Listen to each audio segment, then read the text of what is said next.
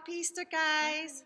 This is my girl Julie, and she has done thousands of brides, and we team up together and do brides. Together, we've done hundreds, and she's been great to come down here today and help us out on some bridal looks for your hair. So we're going to give you our sort of top tips for all you brides to be, and I have got my phone and put some notes in so I remember. So I'm going to start with makeup, and this comes for makeup and hair. I think you will agree. When you're getting a trial, it'd be good if you bring a photograph of what your idea is, because I have people say to me, I want natural makeup, and I'll say, well, what's your idea of natural? Because mine's is non-eyeliner, and they're like, oh no, I want smoky eyes, I want red lips, I want, and I'm like, well, that's not natural. So give me a photograph of what you think, and it's usually something completely different to what they're telling me. And I would say that with hair as well. Have a sort of photograph, because they'll be saying, I want it like this, I can't describe it, but and you're doing something that's completely not what they have in their head. So if you have a sort of photograph for a reference, it helps us out big time, I would say. Next thing I'm going to say about your skin, you're supposed to exfoliate your skin once a week, but when it comes to a big event like your wedding, I would say exfoliate your skin every day the week before your wedding. That would be a top tip. And I think you would say for hair, the night before. Yeah, the whole myth of don't have dirty hair is better for hair ups. No, definitely not. Nobody can do much with greasy hair, but we can use products in your hair for hair ups to make it tacky. And yeah, greasy hair. No, it's not going to be a good look. No, definitely not. Okay, so the next thing is full coverage makeup is what you need. If you're because I get a lot of brides who don't wear makeup and they're not interested in makeup in any way, so they it's like a need that they have to have a makeup artist for their wedding because they don't have a clue what to do.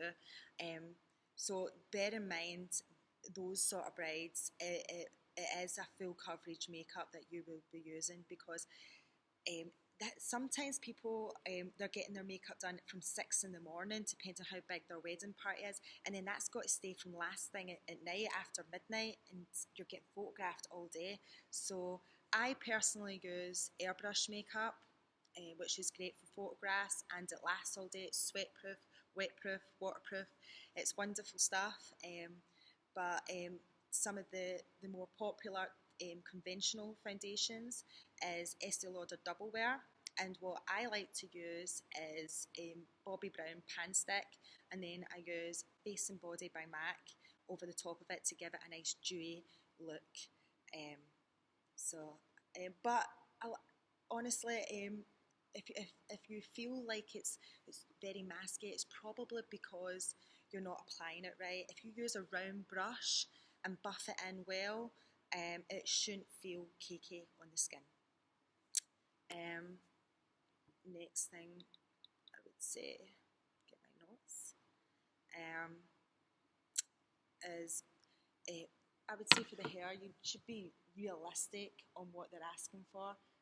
If you've got short, thin hair and you want to look like Rapunzel, then maybe you should be getting some hair extensions, or try a look that actually suits what you have to work with. So there's a reason why you should have a photograph, so we can advise you and stuff like that. But yeah, definitely be realistic. And I will say, I've already said this on my video, if you watch, for bridal makeup, is I'm not a fan of glitters. I know there's definitely some bridezillas out there who love a big glittery over the top bridal look, but it can be very unpredictable glitters on camera, and it's a very nighttime party look, not a very bridal, pretty, dewy, virginal day look. I mean, you're going into a church most of the time, or you're on a beach and you're wanting to, I don't know, look like a stripper. Okay, moving on. Let me see. I would say for hair, they should like take out in consideration the weather. It's gonna last all day.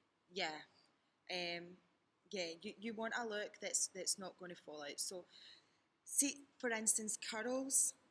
My hair is long and straight and heavy and thick, and a curl, I might get a couple of hours out of it.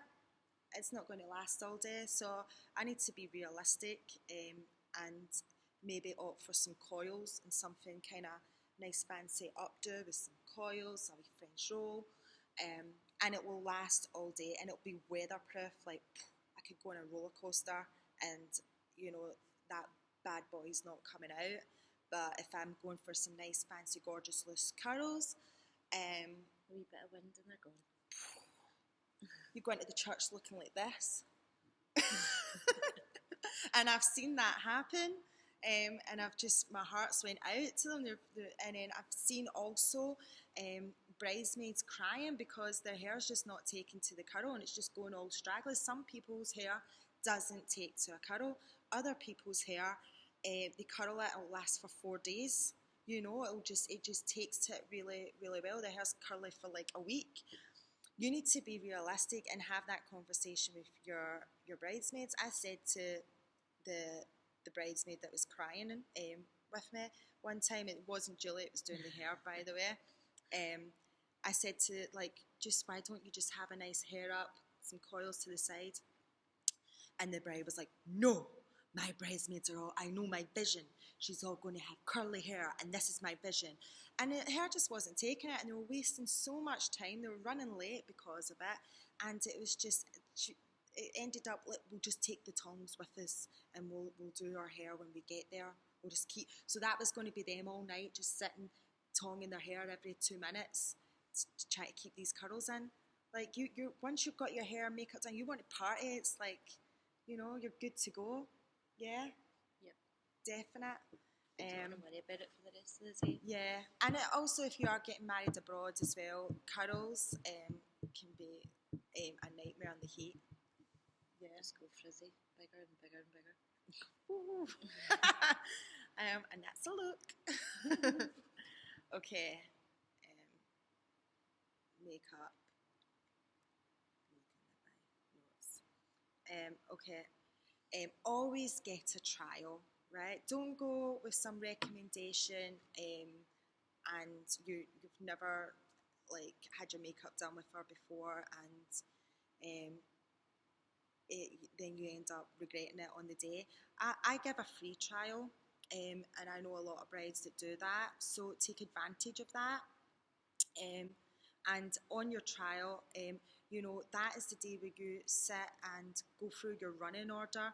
That day, if you've got a big wedding party, there's no point everybody turning up at the one time to get their hair and makeup done, because you'll be sitting there for hours, certain people, because we've got one pair of hands. We can't do everybody at the same time. So, you know, I have a schedule on my trial that I run down, and I always have the bride second last because I want her makeup to stay fresh, but I don't want her in a panic that everybody's ready bar her and she's freaking out. The cars always come half an hour before they're supposed to leave, and as soon as a bride sees the cars, they start going, oh my god, I need to leave. No, you're okay.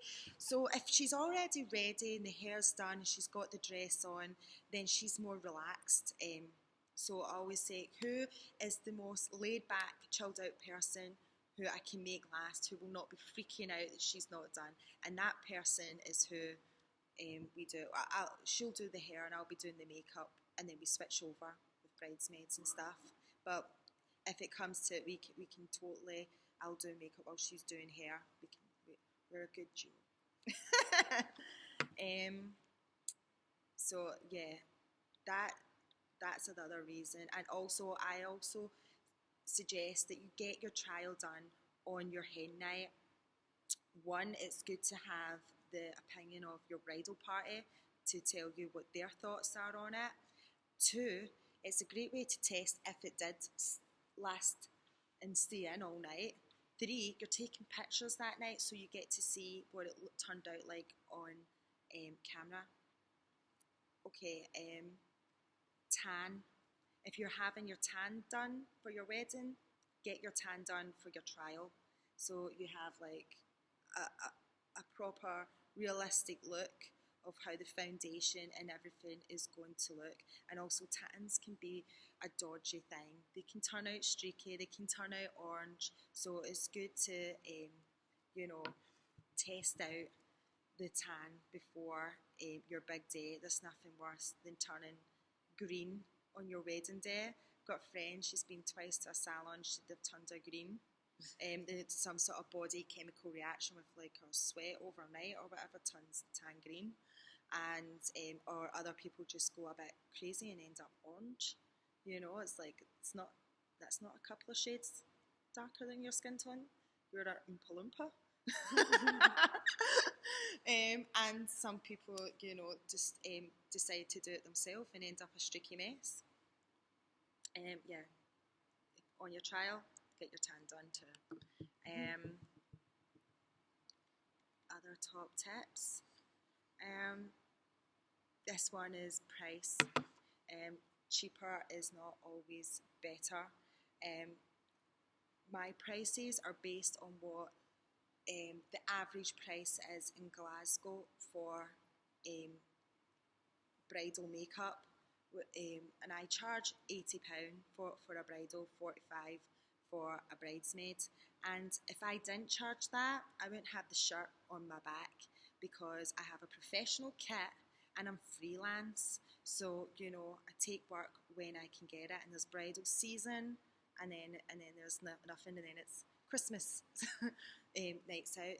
So when I hear it, and it's put me off doing freelance work, I'm getting cancelled because so and so's a beauty therapist and she's going to do it for 15.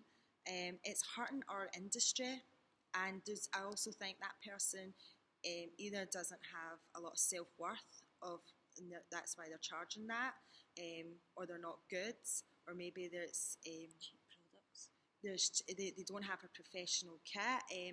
There's a lot of self-taught makeup artists, which is great, and you know, some of the best makeup artists in the world are self-taught, but there's a lot out there who are watching YouTube and watching how to do their makeup, and then they think they're amazing and awesome at doing their makeup, so all of a sudden they can do makeup on everyone, and they're going around charging people with their own personal kit and don't have foundation for every skin colour.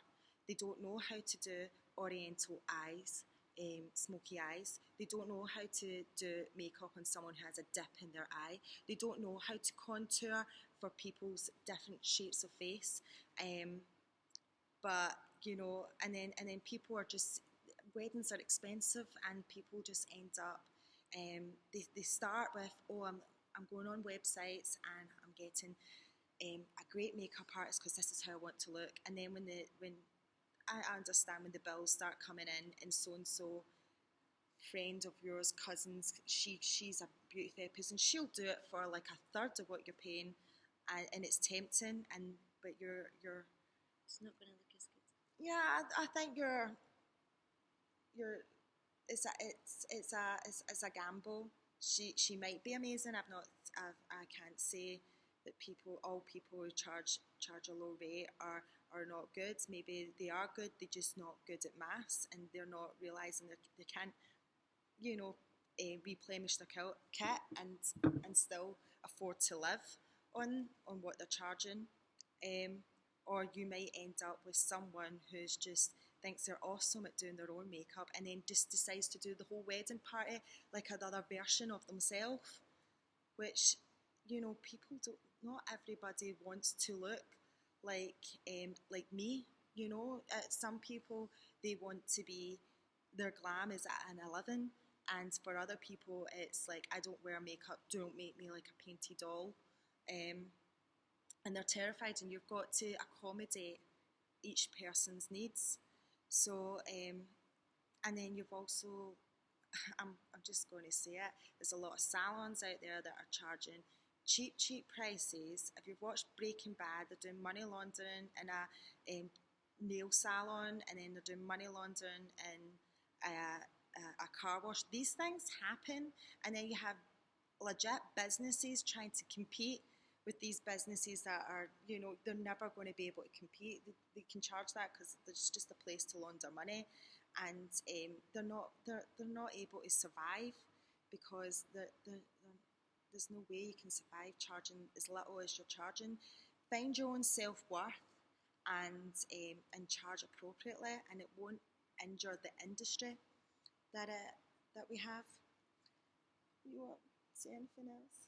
Oh, you've said it all. Said it all. Okay. If you have any top tips, if there's anything that I've missed out that you felt I should have said, then write it in the comments below. And remember to subscribe.